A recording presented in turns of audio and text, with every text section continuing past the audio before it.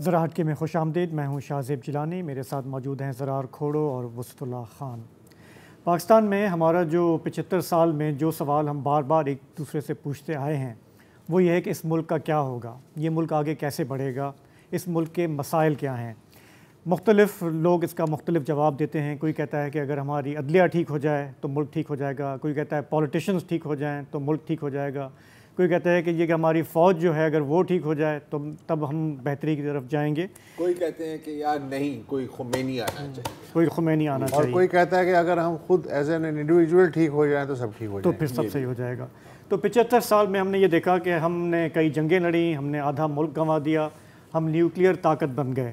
لیکن جو ہمارے حقائق ہیں ان میں سے کچھ میں آپ کو یاد دہانی کے لیے بتاتا ہوں کہ ہمارے ملک میں آج بھی آدھے بچے جو ہیں وہ اسکول سے باہر ہیں. 40% بچے جو ہیں وہ جسمانی طور پر سٹنٹڈ ہیں. 28% جو ہیں وہ انڈر ویٹ ہیں, یعنی کہ کم وزن ہے ان کا. ان کو ہم سنبھال نہیں پا رہے, لیکن اس کے باوجود ہم ہر سال مزید 55 لاکھ بچے پیدا کرتے ہیں. 8 کروڑ لوگ ہمارے ہاں جو ہیں وہ غربت کی لکیر سے نیچے ہیں. ہم ان کو طبی امداد نہیں دے سکتے, ہم ان کو روزگار نہیں دے پا رہے, اور ہمیں ہر چند سال کے بعد کشکول لے کر کسی نہ کسی کے پاس جانا پڑتا ہے کہ ہمیں پیسے دے دو, ہمیں ملک چلانا ہے. ان سارے واقعات پر ہمارے لوگوں میں فرسٹریشن ہے. اس کے لیے ہم اپنی سول ملٹری قیادت کو کوستے ہیں. ہم اس ملک کی اشرافیہ کو بھی سناتے ہیں کہ چاہے وہ ججز ہوں, جنرلز ہوں, پارلیمنٹیرینز ہوں, یہاں کے امیر ترین بزنس مین ہوں, ہم کہتے ہیں کہ یہ اس کے ذمہ دار ہیں. لیکن اسی اشرافیہ میں سے وقتاً فوقتاً ہم دیکھتے ہیں کہ وہ لوگ جو نظام کا حصہ رہے, جنہوں نے اس کو قریب سے دیکھا, ان کی بھی فرسٹریشن ابل کے سامنے آتی ہے. جیسا کہ پچھلے دنوں ہم نے دیکھا سعد رفیق صاحب جو کہ ایک بھرپور پارلیمنٹیرین رہے ہیں مسلم لیگ نون کے, انہوں نے کیا کہا. دیکھیں اچھا, یہ جو تھی نا یار, یہ 100% اس نے جینوئن بات کی ہے. آپ ان کے صرف میں باڈی لینگویج, سوری مجھے لفظ استعمال کرنا پڑے گا, جھکے ہوئے ہیں جیسے ہوتا ہے نا کہ بندہ جو ہار گیا ہوتا ہے. ایک سینس ہے ہمارے, دیکھیں پارلیمنٹیرینس میں بھی ہر طرح کے پارلیمنٹیرینس ہیں. کچھ میں آپ کو لگتا ہے کہ ایک سینس آف ڈیفیٹ اور سینسزم ہے.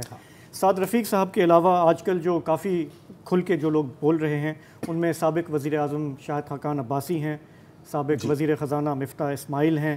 ابھی کچھ عرصہ پہلے ہم نے دیکھا کہ مصطفیٰ نواز کھوکھر سینیٹر جو ہیں انہوں نے استعفیٰ دیا, پیپلز پارٹی کی انہوں نے سیٹ چھوڑی.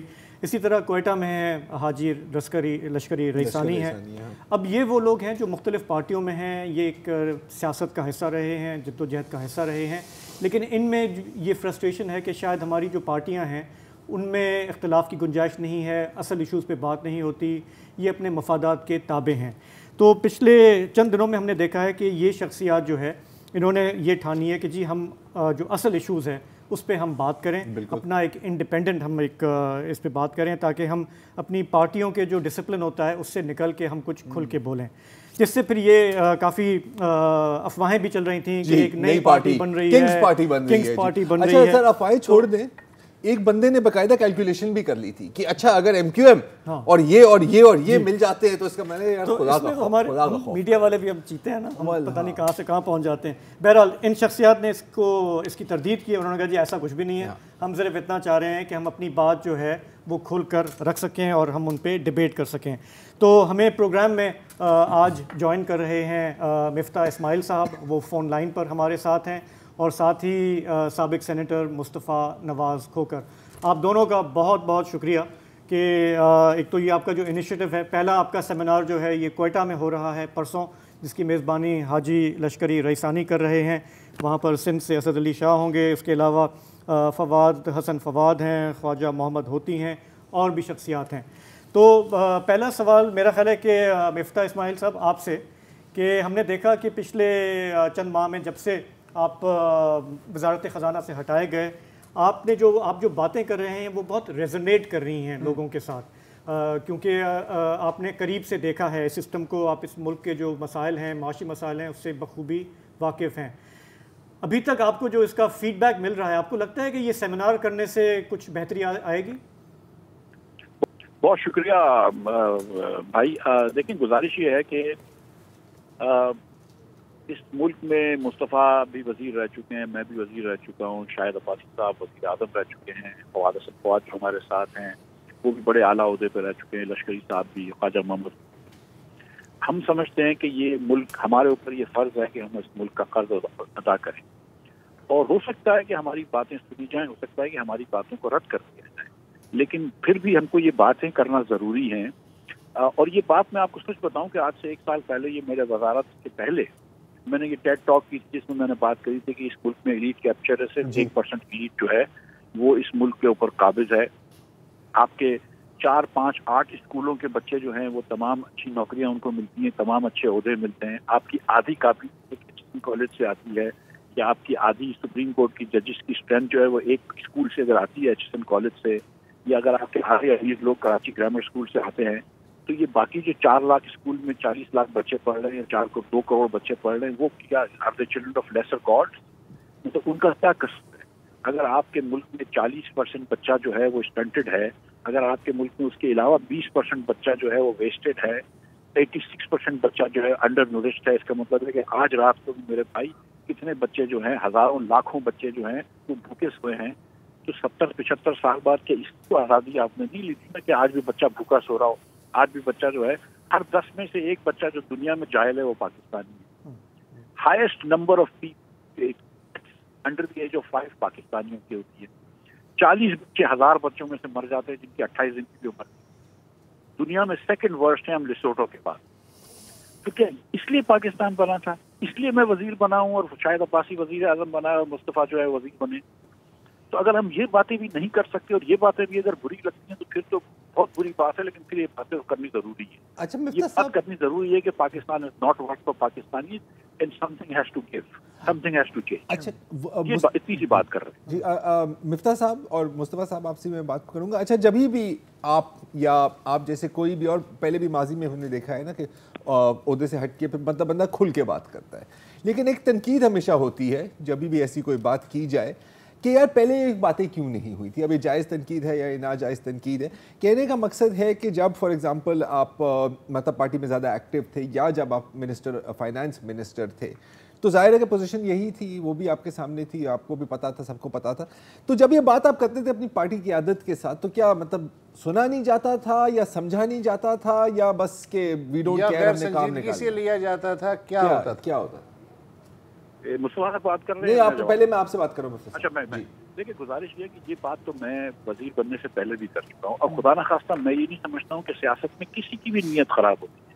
ہماری پارٹی ہو، پیپلز پارٹی ہو، پی ٹی آئی ہو، لوگوں کی کوشش یہ ہوتی ہے جب وہ حکومت میں ہوتے ہیں کہ بہتری کریں، لیکن ایک تو کمپٹنس کی بہت کمی ہے۔ میں معذرت کے ساتھ یہ کہتا ہوں کہ سیریس کمپٹنس کی کمی ہے ہمارے پولیٹیکل کلاس میں اور بیوروکریٹک کلاس میں۔ ایک تو یہ بات ہے۔ دوسرا یہ کہ we are not thinking of breaking the mould.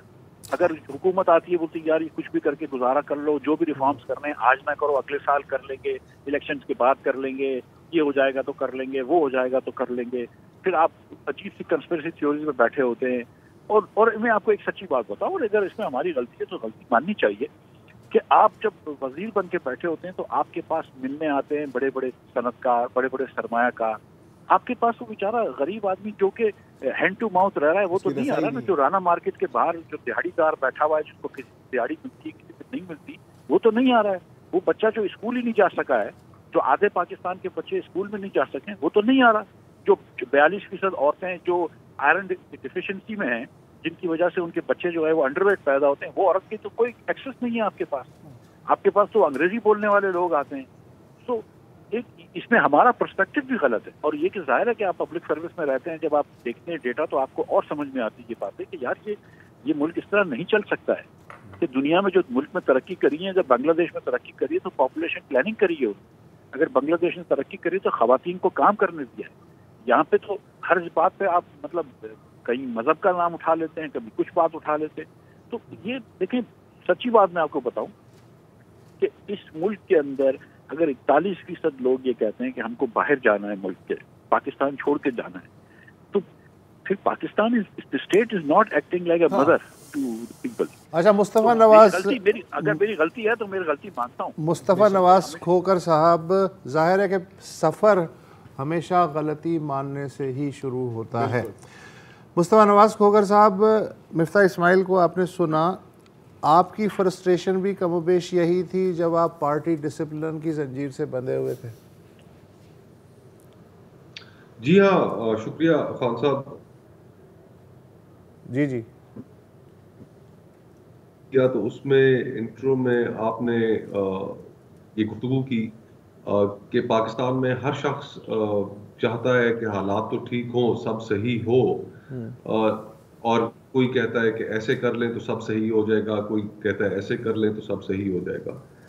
میرے خیال سے ایک چیز ہمیں جس کو ایڈریس کرنا چاہیے، مجھے ویسے ہی خیال آیا ابھی دوران گفتگو جب آپ یہ انٹرو بیان کر رہے تھے، کہ سب صحیح جو ہے وہ کہیں بھی نہیں ہوتا، لیکن ایک منیمم سٹینڈرڈ ہوتا ہے. وہ کیا ایک شعر ہے کہ کبھی کسی کو مکمل جہاں نہیں ملتا، کہیں زمین کہیں آسمان نہیں ملتا. تو مکمل جہان تو نہیں ملتا، لیکن کچھ منیمم سٹینڈرڈز ہیں جو معاشرے کے اندر ڈیفائن کر لیے جاتے ہیں، طے کر لیے جاتے ہیں کہ ہاں یہ منیمم چیزیں ہم نے اپنی عوام تک پہنچانی ہیں. ابھی جو مفتاح بھائی نے بھی گفتگو کی، آپ جو ڈیٹا شیئر کی آپ نے ہمارے ساتھ. اب میں کل پرسوں کسی سے یہ سن رہا تھا کہ افریقہ کے اندر وہاں پر اسکول انرولمنٹ اب ایشو نہیں رہ گیا، اب وہاں پر کوالٹی آف ایجوکیشن اب اس کے اوپر کام کیا جا رہا ہے. ہم ابھی تک اسکول انرولمنٹ بھی مکمل نہیں کر سکے اپنے بچوں کی. ہمارے ہاں جو اب گفتگو میں جو ہیڈ لائنز جو ہماری ڈومینیٹ کرتی ہیں، ہمارے جو ایشوز ڈومینیٹ کرتے ہیں، ان کا لوگوں کی پرابلمز کے ساتھ کوئی تعلق نہیں اب باقی رہ گیا. سیاسی جماعتیں، پولیٹیکل پارٹیز ایک پاور پالیٹکس کے ایسے دھندے میں گم ہو چکی ہیں کہ پچھلے مہینے 2 مہینے سے گھڑی کا جو ایشو ہے وہ زیادہ اہم ہے، جبکہ ہمارے ہاں اس ملک میں ابھی چند مہینے پہلے ایک بہت بڑی آفت آئی، ایک تباہی آئی، وہ ہیڈ لائنز میں نہیں ہے. لوگوں کے ایشوز ہیڈ لائن میں نہیں ہے. یہ خبر نہیں ہے کہ ہماری معیشت برے حال میں، یہ حقیقت ہے کہ ہماری معیشت برے حال میں. یہ خبر نہیں ہے کہ سیاست کا بریک ڈاؤن ہو رہا ہے، حقیقت ہے کہ سیاست کا مکمل طور پہ بریک ڈاؤن ہو چکا ہے. اور آپ کو ان چیزوں سے اندازہ ہوتا ہے کہ جہاں پر گھڑی کی جو ہیڈ لائنز ہیں وہ ڈومینیٹ کریں اور وہ کروڑوں لوگ جو اپنے گھر بار سے محروم ہو گئے وہ ہیڈ لائنز نہ بنے، تو then there is something seriously wrong with the politics of this country also and the political parties also. تو ہم اور وہ ایشوز جو ہمارے معاشرے کے اندر 75 سال سے ہمیں ایک خاص مخصوص طرز سے ہم حل کرنے کی کوشش کرتے آئے ہیں. ہم نے اس ملک کے اندر ڈائریکٹ ملٹری انٹرونشنز بھی دیکھی، ہم نے انڈائریکٹ ملٹری کا انفلوئنس بھی دیکھا، پھر ہم نے ہائبرڈ کا ایک نظام بھی دیکھا. ہم نے تمام تجربات کر کے ہم 75 سال میں آج بھی اگر اس نتیجے پہ پہنچے ہیں کہ کوئی حل ہم نہیں نکال پائے، تو پھر تو ہمارا معاشرہ جو ہے وہ ہم اس 22 کروڑ لوگوں کی جو یہ کشتی ہے، اس کو ہم کہاں لے کے جانا چاہتے ہیں؟ مفتاح صاحب، میں آپ سے یہ جاننا چاہ رہا ہوں کہ پچھلے دنوں شاہد خاقان عباسی صاحب سے بات ہو رہی تھی اور ہم یہ کہہ رہے تھے کہ ہم آگے کیسے بڑھیں گے، کیا آگے مسئلے کا حل کیا ہے. تو انہوں نے کہا کہ جی یہ سب کو ایک کمرے میں بٹھانا ہوگا اور آپ اکانومی کو پرائیورٹی کریں، آپ منیمم ایجنڈا پہ آپ اگری کریں، تبھی یہ ملک چل سکتا ہے آگے. اور ظاہر ہے جب وہ کہہ رہے ہیں کہ سب کو بٹھانا ہوگا تو ہمیں پتہ ہے کہ وہ 13 پارٹیاں تو ہیں ایک طرف، بیسیکلی عمران خان صاحب کو ان کے ساتھ بٹھانا ہے. تو لیکن میں نے کہا یہ کون کرے گا، تو انہوں نے کہا کہ جی یہ آرمی چیف کریں گے. اب یہ بات میری سمجھ میں نہیں آتی کہ ایک طرف ہم کہتے ہیں کہ ملٹری انٹرونشن کی وجہ سے ہم یہاں پہ پہنچے ہیں، لیکن جب مسئلے کا حل ہمیں سمجھ میں نہیں آتا تو پھر ہم اسی ملٹری کی طرف دیکھتے ہیں. دیکھیے گزارش یہ ہے، میں پہلے ایک چھوٹی سی بیک گراؤنڈ اگر آپ کو دے کہ جب میں وزیر تھا اور مصطفیٰ بھائی بھی سینیٹر ہوتے تھے، تو مصطفیٰ اور میری تو یہ اکثر یہ بات ہوتی تھی کہ مصطفیٰ بھائی کیا یہ لیگیسی ہم چھوڑ کے جائیں گے. اور مصطفیٰ بھائی would always and he and I would always talk about this for many months now کہ what is the legacy we will leave to Pakistan for Pakistan after we die. کہ یہاں پہ یہی مطلب Mustafa is very concerned about human rights I think more than any other politician that I know of. میں تھوڑی economic rights سے زیادہ سوچتا ہوں. جو شاہد بھائی یہ بات کرتے ہیں کہ سب اسٹیک ہولڈرس کو بٹھانا ہو. اب مجھے یہ اگر ہم یہ سمجھتے ہیں کہ پاکستان میں علماء کرام اسٹیک ہولڈرز نہیں ہیں، میڈیا کے اونر اسٹیک ہولڈرز نہیں ہیں، آرمی اسٹیک ہولڈرز نہیں ہیں، جوڈیشری اسٹیک ہولڈرز نہیں ہیں، تو یہ بات غلط ہے. یہ سب اسٹیک ہولڈرز ہیں اور سب any every does politics. I mean seriously مطلب یہ جو نظریہ ضرورت کے جو فیصلے ہوتے ہیں یہ پالیٹکس ہی ہوتی ہے نا. تو ایک مرتبہ یہ سب بیٹھ کے آپ دیکھیں نا کہ کیا کرنا ہے، اس ملک کو کدھر لے کے جانا ہے. مطلب سیریسلی مطلب بنگلہ دیش آپ کے آگے نکل گیا، ہندوستان آپ کے اتنا آگے نکل گیا. 92 میں ہمارا اور ویتنام کا ایکسپورٹ سیم تھا، آج اس کا ہمارا 10 گنا زیادہ ایکسپورٹ. تو ہم کیا پاگل تو نہیں ہیں، ہم کوئی کمتر تو نہیں ہیں. ہماری صرف گورننس بری ہے، اور میں یہ سمجھتا ہوں کہ دنیا کی خراب ترین گورننس میں سے ہماری ایک گورننس. تو اگر اب یہ شاہد بھائی جو بات کر رہے ہیں وہ درست ہے، اور یہ جو ہم بات کر رہے ہیں جو ہم جو سیمینارز کر رہے ہیں، اور کوئٹہ سے بھی شروع کرنے کی ایک وجہ ہے کہ جتنے ہمارے بلوچ بھائی گریوینس فیل کرتے ہیں پاکستان کے اسٹیٹ سے، اتنا شاید اور صوبہ یا اور لوگ نہیں کرتے. تو ان کو بھی قومی دھارے میں ہر وقت رکھنا ضروری ہے، ہر پاکستانی کو ہر وقت رکھنا ضروری ہے، اور غریب پاکستانی کو بہرحال چاہے وہ میں یہاں پتہ ایک بات کہنا چاہ رہا ہوں، آپ میں سے کوئی بھی جواب دے سکتا ہے. دیکھیں، ایٹم بم بنانے کا فارمولہ ہر اچھی کتاب میں موجود ہے جو اعلیٰ تعلیمی اداروں میں پڑھائی جاتی ہے، لیکن ظاہر ہے میں ایٹم بم نہیں بنا سکتا. اس کے لیے پورا ایک سٹرکچرل جو ہے وہ سیٹ اپ چاہیے، اس کے لیے کیپیبلٹیز چاہیے. یہ جو ہم آسانی سے کہہ دیتے ہیں نا کہ دیکھیں بنگلہ دیش کتنی آگے نکل گیا، ویتنام کی مثال دی، اور انڈیا کی یقیناً یہ جیتی جاگتی مثالیں ہیں، لیکن ہمارے جو خواب ہیں اور ہماری جو عادات ہیں ان کے درمیان کوئی آپس میں تال میل نہیں ہے، اور خوابوں سے ظاہر ہے کہ تعمیر ممکن نہیں ہوتی. تو یہ ایک میرا مفتاح اسماعیل کا یا مصطفیٰ نواز کھوکر کا مسئلہ نہیں ہے، یہ ایک نیشنل پرابلم ہے. اس کا کیا کریں؟ سر یہ نیشنل پرابلم ہے. سوری مصطفیٰ بھائی بولیے آپ. Go ahead please. You go ahead please. پہلے آپ. دیکھیں جو نیشنل پرابلم ہے خوابوں کی، اب کاشغر تک اگر ہم نے جانا ہے اور نیل کے ساحل تک، تو ہماری جو پچھلے چند دہائیوں میں جو ذہن سازی ایک مخصوص انداز میں کی جاتی رہی ہے یہاں پر، اس کے اندر اس میں کوئی شک نہیں کہ افغانستان کی جو صورتحال رہی اس کا بہت بڑا اثر رہا. ہم نے ان چیزوں کو کبھی چیک نہیں کیا. ہم نے اپنے معاشرے کے اندر وہ جو بیلنس تھا، اس بیلنس کو صرف ہم نے ایک سیکیورٹی سٹیٹ کے پوائنٹ آف ویو سے دیکھا. ہم نے یہ نہیں سوچا کہ یہ جو ہم فیصلے کرنے جا رہے ہیں ان کی ایونچولی معاشرے پہ کیا اثرات ہوں گے، لوگوں پہ اس کے کیا اثرات ہوں گے، اور ہمارے آنے والی نسلوں کی جو ذہن سازی ہے اس پہ کیا اثرات ہوں گے. ہمارا کریکولم آپ اٹھا کر دیکھ لیں، اسکولوں میں جو پڑھایا جاتا ہے، وہ کریکولم آپ کو بچپن سے آپ کے ذہن کے اندر آپ کی بائسنس کریٹ کرنا شروع کر دیتا ہے. مائنورٹیز کو ایک مختلف زاویے میں دکھایا جاتا ہے. ہم نے کبھی توجہ نہیں دی کہ ہم ان چیزوں کو بدلیں. اس ملک کو جس طریقے سے ہمارے آباء و اجداد نے سوچا تھا کہ یہ ملک ایسا ہوگا کہ اس طرف ہم بڑھیں. ہم نے تو اس ملک کے اندر جو تحریک پاکستان کے جو کارکنان تھے جن کا اس ملک کو بنانے میں حصہ تھا، ہم نے تو ان کو ایبڈو کر کے نااہل کر دیا، ان کو سیاست سے فارغ کر دیا، اور پھر اس کے ہم نے ایک بڑی کاسٹ پے کی. جس طرح اچھا، اگر ہم کچھ بھی نہیں کر سکتے، یہ تو کر سکتے نا. اگر ہم نے بنگلہ دیش کی مثال دی ہے، بنگلہ دیش کے ماڈل کی فوٹو کاپی لیں اور اس پہ عمل درآمد شروع کر دیں، یا پھر ویتنام کی فوٹو کاپی لیں. پھر ہم کہتے ہیں نہیں سر ہمارے جو معروضی حالات مختلف ہیں. اچھا یار، پھر اپنے معروضی حالات کے حساب سے جیکٹ تیار کر لو. وہ بھی نہیں کر رہا ہے، خود کچھ جیکٹ بن رہی ہے. جی دیکھیں، ہم نے ایک قوموں کی تاریخ میں میرے خیال میں ہم ایک بہت بڑے سانے کے بعد ہم نے آپس میں بیٹھ کر ایک جو سوشل کانٹریکٹ تھا وہ تو طے ہم نے کیا. ہم نے 1973 کا آئین تو بنایا، لیکن اب وہ سوشل کانٹریکٹ کو ہم کنٹینیوسلی اتنا کمزور کرتے آئے ہیں کہ اب جو اس ملک کے اندر بسنے والے لوگ ہیں ان کا آپس میں ریاست کے ساتھ جو باہمی تعلق ہے وہ اتنا فریکچرڈ ہو گیا ہے کہ ریاست کے اوپر کسی کو اعتماد نہیں رہا.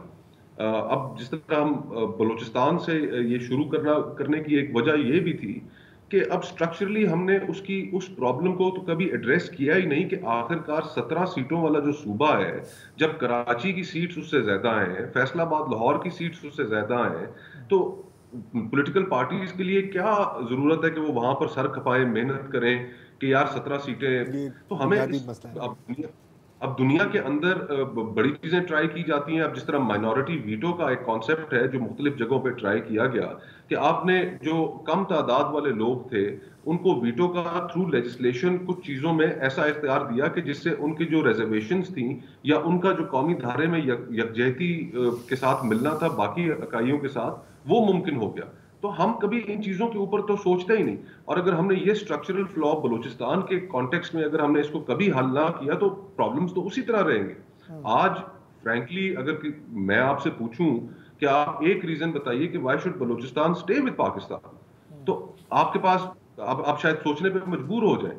لیکن اگر آپ اس کو دوسرے انداز سے دیکھیں کہ پاکستان کے ساتھ بلوچستان کیوں رہنا چاہیے، تو اس میں پھر آپ گوادر ہے, اس میں ریکوڈک ہے, اس میں مائننگ پوٹینشیل ہے, 700 کلومیٹرز کی اس کی کوسٹ لائن ہے. تو ہمارے پاس تو ریزن زیادہ ہے کہ وہ ہمارے ساتھ رہے. تو پھر ہم ان کو برابری کی اپنے ساتھ رکھنے کی, ان کو ایک کالونی کی طرح ہم کیوں ٹریٹ کریں؟ ہمیں اپنے رویے بدلنے ہوں گے. لیکن یہ کانورسیشنز امپورٹنٹ ہے یا گھڑی چوری کی کانورسیشن امپورٹنٹ ہے, یہ ہماری نیشنل پرائرٹیز کا حال ہے. اور حالات ایسے مقام پر پہنچ چکے ہیں کہ اب جو اکنامک اور پولیٹیکل میلٹ ڈاؤن ہوا ہے, خدا نخواستہ ہم امپلوژن کی طرف بڑھ سکتے ہیں. کسی نہ کسی کو اب یہی جو پوائنٹ ہے, کیونکہ دیکھیں اب اگین میں چاہوں گا یہ کہنا کہ آپ غلط کہہ رہے ہیں, لیکن میں مانتا ہوں کہ آپ غلط نہیں کہہ رہے ہیں. We are heading towards implosion, خدا نخواستہ. ایک ہمارے کالر تھے جمعے کو, اور مفتاح صاحب اور مصطفیٰ بھائی آپ انہوں نے کہا تھا کہ یار آج کل یہ ایسے حالات ہیں کہ اگر میں اپنی شلوار سلاؤں تو میری قمیض پھٹ جاتی ہے, اور میں اپنی قمیض سلاؤں تو میری شلوار پھٹ جاتی ہے, اور اگر دونوں سلاؤں تو پھر آپ سمجھ سکتے ہیں کیا ہوتا ہے. پوچھنے کا مقصد یہ ہے کہ یار میں چاہ رہا ہوں کہ کوئی ہمیں امید ملے, لیکن مجھے لگتا ہے کہ اتنے مسئلے ہیں, ہر جگہ ایک اتنے مسئلے ہیں کہ شاید ہمارے پاس کوئی حل ہی نہیں ہے. تو میں آپ دونوں سے جاننا چاہوں گا, از اٹ ٹو لیٹ یا ابھی بھی ہم ٹرن اراؤنڈ کر سکتے ہیں؟ مفتاح صاحب. نہیں ایبسلیوٹلی, ایک تو مطلب کہ نا امیدی تو بالکل نہیں ہونی چاہیے. اور میں تو آئی ایم ویری بلش آن پاکستان. میں یہ بھی سمجھتا ہوں, دیکھیں کہ پاکستان جو ہے وہ اس کے اندر اگر بہتر کر دیں گورننس کو, تو پاکستان کے اندر ہم انشاءاللہ تعالیٰ مطلب دیکھیں دیر از نو ریزن وائی ہندوستان یا بنگلہ دیش یا ویتنام یا کمبوڈیا یا ایتھیوپیا جو ہے وہ ترقی کرے اور ہم نہ کریں. یہ کوئی وجہ نہیں ہے. ہم کو صرف بہتر گورننس کی ضرورت ہے, اور جہاں ہم نے اچھی گورننس دکھائی ہے وہ اچھے نتائج آئے ہیں. تو ایسی کوئی بات نہیں ہے, نا امیدی یا نا مایوسی کی کوئی بات نہیں ہے.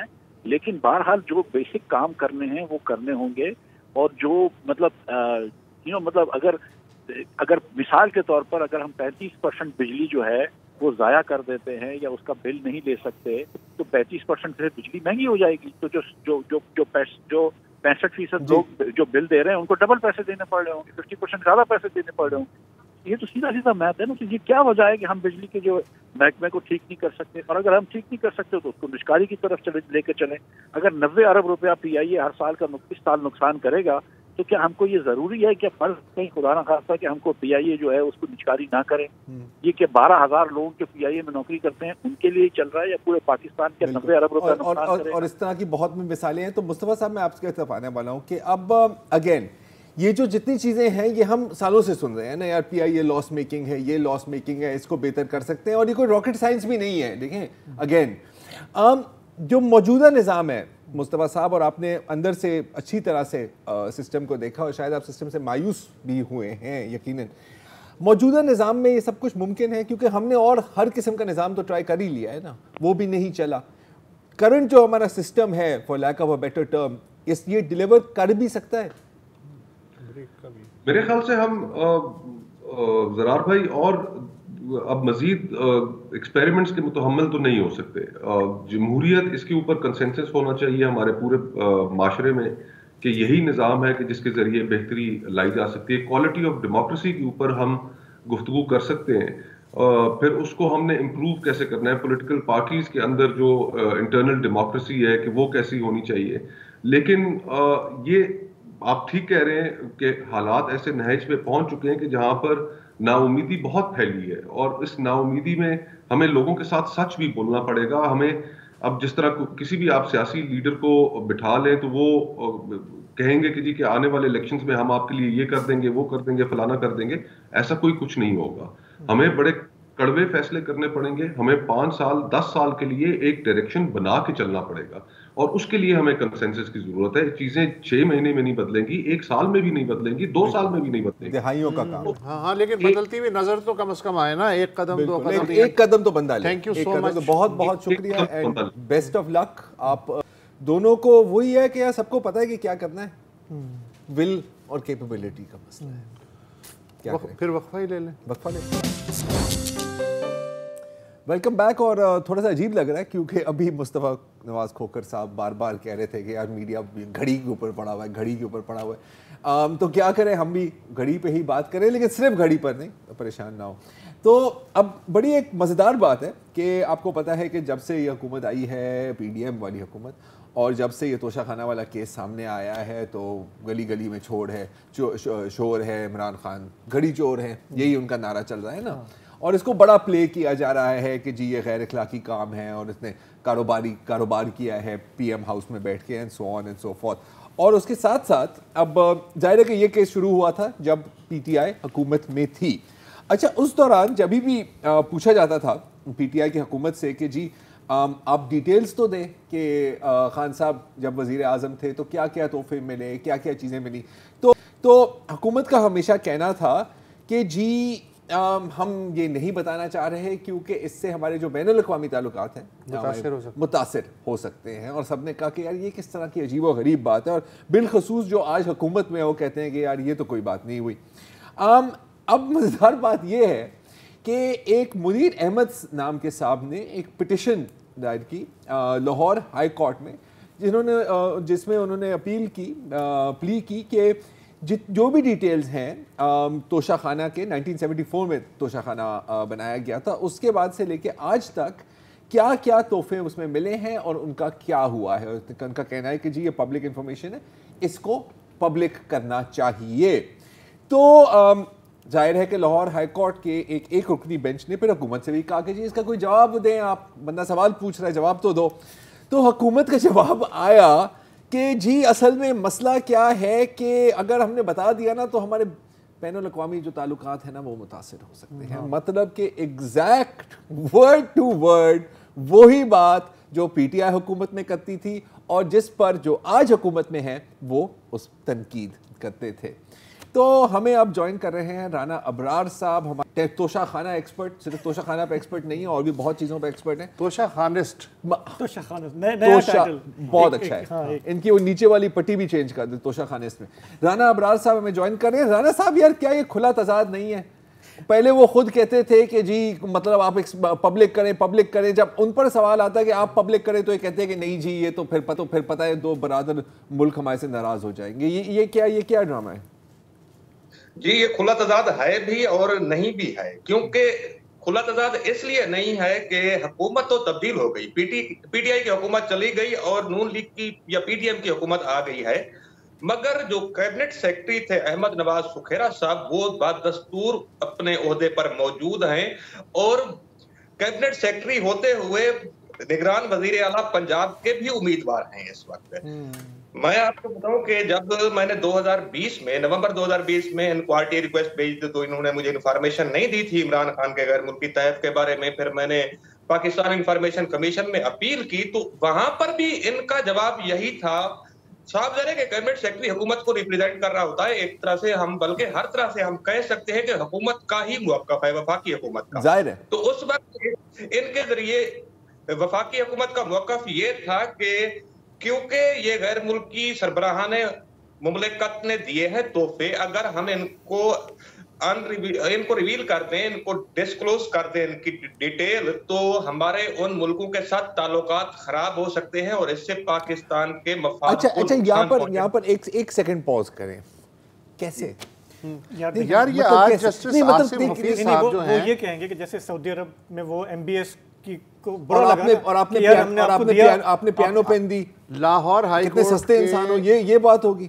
جسٹس عاصم حفیظ صاحب جو ہیں انہوں نے سوال اٹھایا کہ اگر اس سے غیر ملکی تعلقات خراب ہو سکتے ہیں تو ہمیں یہ بتایا جائے عدالت کو کہ ایک تحفہ کیسے کلاسیفائیڈ ہو سکتا ہے اگر اسے کھلی مارکیٹ میں بیچ دیا جائے. مطلب اچھا یہ جج نے سوال اٹھایا. اچھا پھر اسی حکومت نے پچھلے اگست میں عمران خان کے خلاف ریفرنس فائل کیا تھا کہ انہوں نے جو تحائف ریاستی تحائف کا لفظ استعمال کیا, جو ریاستی تحائف بیچے ہیں مارکیٹ میں اس کی آمدنی اپنے گوشواروں میں ڈکلیئر نہیں کی. تو یہ کلاسیفائڈ کی منطق کہاں سے آ گئی؟ اچھا رانا صاحب اگین اب جیسے آپ نے کہا کہ جی جو سکھیرا صاحب ہے ٹھیک ہے وہ پچھلے دفعہ بھی تھے ابھی بھی ہیں اور وہ نگران وزیر اعلیٰ, لیکن جو موقف پیش کر رہے ہیں وہ ان کا اپنا تو نہیں ہے نا, نہ ہی وہ خان صاحب کا ہے, یہ تو وفاق کا موقف ہے. بلا شک ٹیکنیکلی تو وہ گورنمنٹ آف پاکستان کا موقف ہے ایگزیکٹ, لیکن یہ موقف کیبنٹ ڈویژن کا بھی ہے اور سیکرٹری کیبنٹ ڈویژن ہیڈ کر رہے ہیں کیبنٹ ڈویژن کو. میں یہ گزارش کر رہا تھا خان صاحب کے پڑو صاحب जब ये हुकूमत नहीं थी, पीटीआई की हुकूमत थी, तो कैबिनेट डिवीजन का यही मौक़िफ़ था और इसको पाकिस्तान इंफॉर्मेशन कमीशन ने मुतफिका फैसले में, तीनों कमिश्नर्स ने मुतफिका फैसला दिया था कि ये मौक़िफ़ गलत है, बल्कि तहफ़ की तफसील छुपाने से पाकिस्तान के मफाद को नुकसान पहुंच सकता है। दूसरा इनका इतराज ये होता है, हमेशा अब भी है और पहले भी था, कि जी इससे मीडिया हाइप होगी। तो पाकिस्तान इंफॉर्मेशन कमीशन का डिसीजन ये कहता है कि जब आप इंफॉर्मेशन नहीं देते, आप इंफॉर्मेशन को हाइड करते हैं, छुपाते हैं, कंसीलमेंट करते हैं, तो उस वक्त मीडिया हाइप होती है, सोर्सेज की खबरें चलती हैं, ज़राए से इन्होंने ये कहा, लेकिन जब आप सर्टिफाइड इंफॉर्मेशन दे देते हैं तो बाकौल Pakistan information commission media hype नहीं होती, अफवाहें नहीं होती हैं, बल्कि एक दुरुस्त इंफॉर्मेशन आवाम तक चली जाती है, सच का सच और झूठ का झूठ हो जाता है। अच्छा राना साहब, अब आगे क्या होने वाला है? क्योंकि सुनने में आ रहा है कि नए रूल्स भी बन रहे हैं, कोई चीज़ें रिफॉर्म भी हो रही हैं, चेंज हो रही हैं, तो कोई आइडिया है कि क्या नक्शा बन रहा है, क्या चेंजेस आ रही हैं? जी सर, मैं यही कहने वाला था। बिल्कुल, जब ये हुकूमत आई, पीडीएम की हुकूमत, मियां शहबाज शरीफ वज़ीर आज़म बने, तो ये अप्रैल में आए थे। मई में 8 मिनिस्टरों पर मुश्तमिल एक कमेटी बनाई गई, जिसको ये अथॉरिटी दी गई कि वो तोशा खाना के तमाम रूल्स रेगुलेशन को ओवरहाल करे, और जो खास तौर पर प्राइसिंग में गैर शफाफियत है, इसके अलावा जो अप्रेजल किया जाता है, उसके हवाले से ये सारी चीजें देखे और एक नए रूल रेगुलेशन तैयार किए जाएं। तो वो ख्वाजा आसिफ वजीर दिफा की सरबराही में कमेटी काम करती रही है। उसने पिछले महीने ये दिसंबर में नए रूल रेगुलेशन तैयार करके काबीना को भिजवा दिए। काबीना ने थोड़ा सा कोई टेक्निकल, अच्छा मुझे हमें ये बताइए भाई, क्या आपको कुछ खबर है नए रूल रेगुलेशंस क्या हैं? हम इसमें इंटरेस्टेड हैं सुनने में। जी, नए रूल रेगुलेशन में एक तो ये है कि प्राइसिंग को शफाफ किया गया है। उसमें क्लियर कट कहा गया है कि मार्केट से मुस्तनद अप्रेजर बुलाया जाएगा और एफबीआर से अप्रेजर बुलाया जाएगा। जब तक के वो अप्रेजमेंट दुरुस्त तरीके से ना कर लें, उसकी प्राइस एवेल्युएशन एग्जामिनेशन ना कर लें, उस वक्त तक रिटेंशन या ऑक्शन नहीं हो सकता है। उसके बाद यह है कि उसमें डिक्लेयर किया गया है कि जो रिटेन कर रहा है या ऑक्शन में बायर है, वो पे ऑर्डर उसके नाम का होगा। अच्छा, मुझे आप दो सवालों के वन लाइन में जवाब दे दें। क्या मैं इस रिफॉर्म के बाद मैं 50% दे के तोशा खाने से खरीद सकता हूं कोई तोहफा, या नहीं खरीद सकता एक आम शहरी के तौर पे? यस और नो? 50% नहीं खान साहब, 50% तो नहीं दे सकेंगे। गालबन वो 80% उन्होंने किया है। मेरे ज़राए के मुताबिक 80% कीमत देनी पड़ेगी, और हर ठीक है पाकिस्तानी नेशनल जो पाकिस्तान के अंदर है या पाकिस्तान से बाहर है, वो ऑक्शन में हिस्सा ले सकेगा, और ऑक्शन हर 2 साल के बाद यकीनी बनाया जाएगा। ठीक है, तो ये इस तरह की, और उसमें ये रूल्स में ये भी दिया गया है कि ये इंफॉर्मेशन हाइड नहीं की जाएगी। ठीक है, मतलब खुलेआम होगा। बहुत क्लियर राना। आपको किस चीज पे नजर है? वक्फा ले ले, मैं बताता हूं। बता दो, वक्फा ले ले भाई, बताता हूं मैं। वक्फा ले लो। Welcome back. अच्छा, अब बंदा जितना भी तकड़ा हो या जितना भी अपने आप को तकड़ा समझे, कोई एक ना एक चीज़ होगी, चाहे छोटी सी चीज़ भी हो, जिससे आप खौफज़दा होगे। और अगर मैं अपनी बात करूं तो वो चीज़ है लाल बेग। ठीक है, कॉकरोचेस।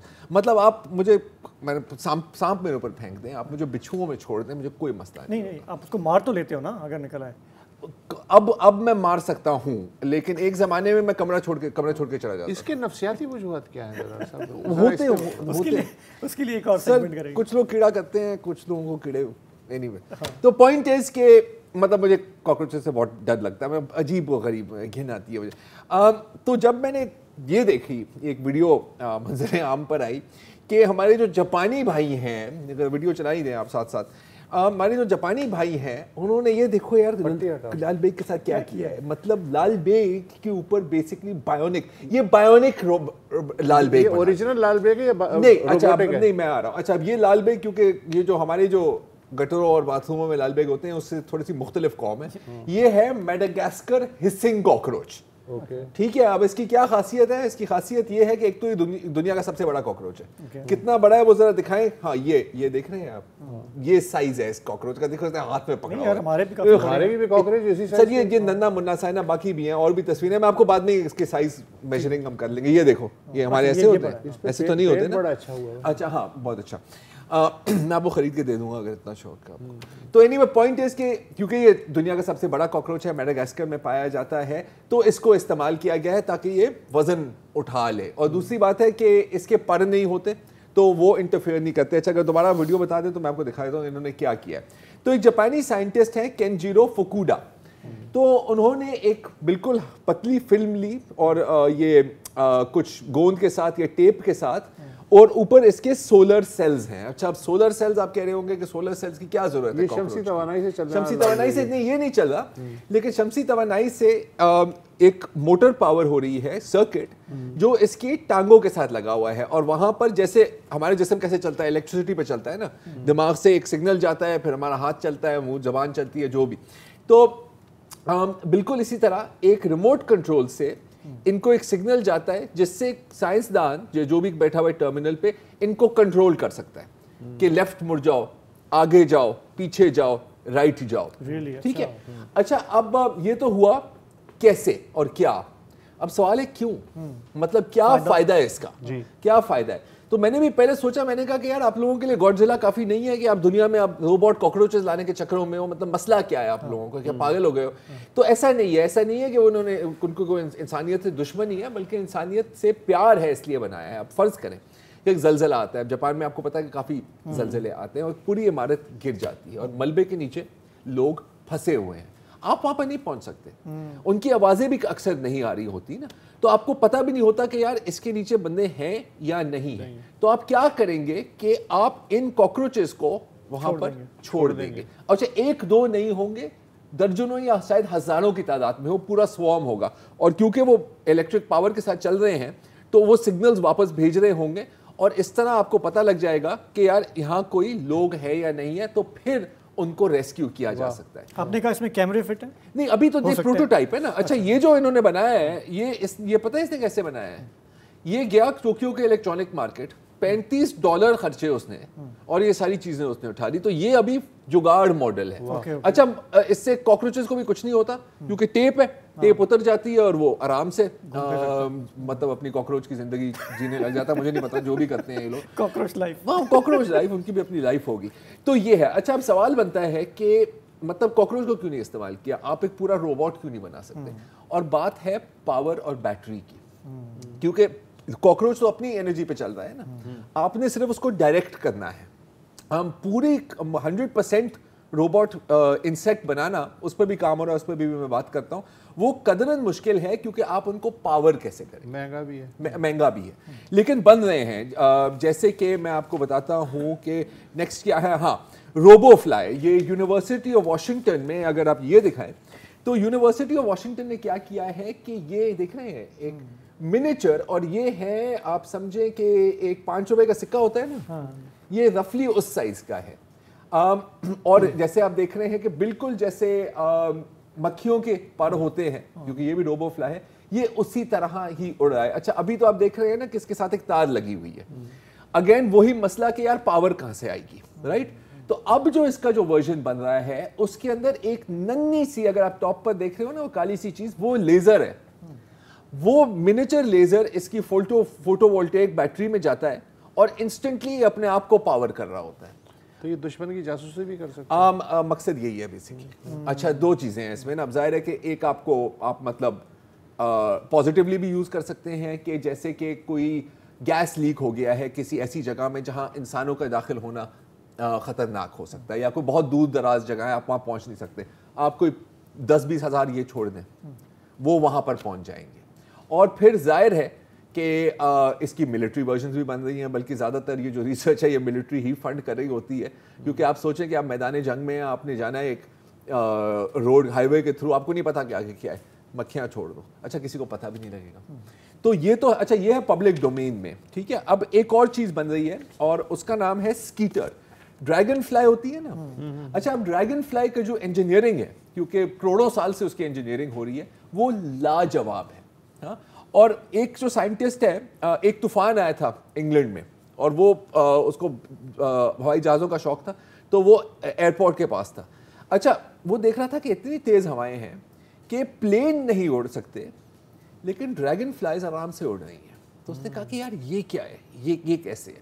تو اس کا ڈیزائن وہ اسٹڈی کرنے لگا. اس نے کہا کہ اسی طرح بالکل 4 پر لگائے ہیں, اور ان کو بھی آپ مطلب ان سوارمز آپ ریلیز کر سکتے ہیں. اچھا, اس کی ایز سچ ویڈیوز اویلیبل نہیں ہیں, کیونکہ یہ برٹن کی منسٹری آف ڈیفنس ڈیولپ کر رہی ہے, تو وہ کلاسیفائڈ ہے. لیکن اس کے بارے میں جو پتہ لگا ہے وہ یہ ہے کہ یہ اپنی انرجی, اپنی پاور خود جنریٹ کر رہا ہے. پتہ ہے کیسے؟ پروں کے ذریعے.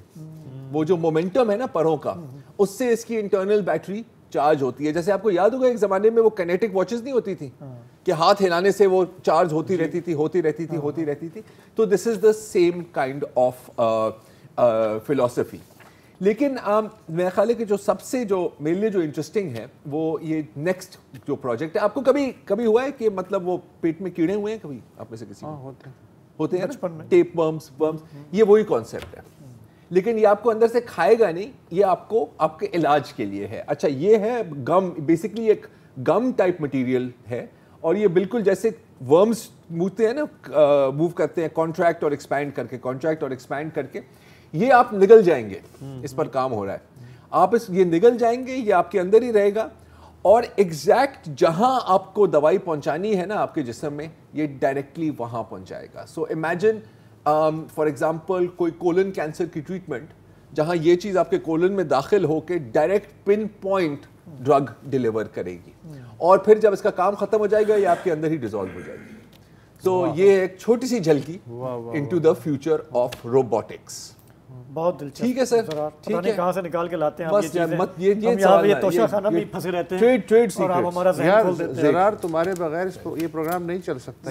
میں تو کہتا ہوں اسی پازیٹیو نوٹ پر پھر پروگرام کوئی پبلسٹی تو نہیں کرنی تم لوگ؟ ہاں, ایک اشتہار جو کل کے لیے, کل ہمارا ظاہر ہے کہ جمعے کا پروگرام ہے جس میں ہم آپ کی فون کالز لیتے ہیں. آپ کو بس یاد دلانا ہے کہ ہم نے واٹس ایپ کا بھی نمبر متعارف کیا ہے, جس پہ آپ ہمیں آڈیو اور ویڈیو میسج, سوال, رائے بھیج سکتے ہیں. اس میں اپنا تعارف کرائیں, نام, جگہ کا نام, اور اپنی بات کہیں. اس نمبر پہ کال نہیں کرنی ہے لیکن, کیونکہ کوئی نہیں اٹھائے گا, کیونکہ اس کا کال فنکشن ہم نے بند کر دیا ہے. لیکن جمعہ مبارک آپ بھیج سکتے ہیں. آپ کو ہاں واٹس ایپ ہے, انکریج کریں گے کہ آپ اس پہ بھیجیں, تاکہ کل کے پروگرام میں اسی ٹائم پھر آپ اس میں شامل بھی رہیں گے. فی الحال ہمیں اجازت دیجیے. خدا حافظ, شب بخیر.